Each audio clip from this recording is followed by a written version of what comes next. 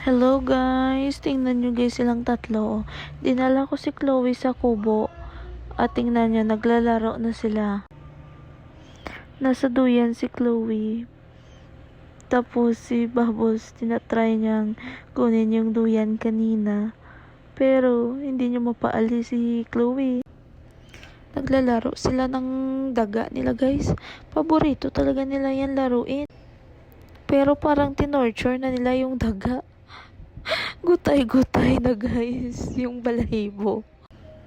Hindi yan totoong daga guys ha, baka mabash nyo naman kami.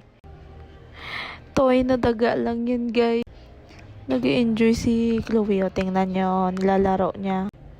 Si Sophie naman busy kakahanap ng tiki sa bubong. Tingnan nyo siya oh. Si Chloe na lang yung naglalaro eh. Tinitingnan lang nilang dalawa.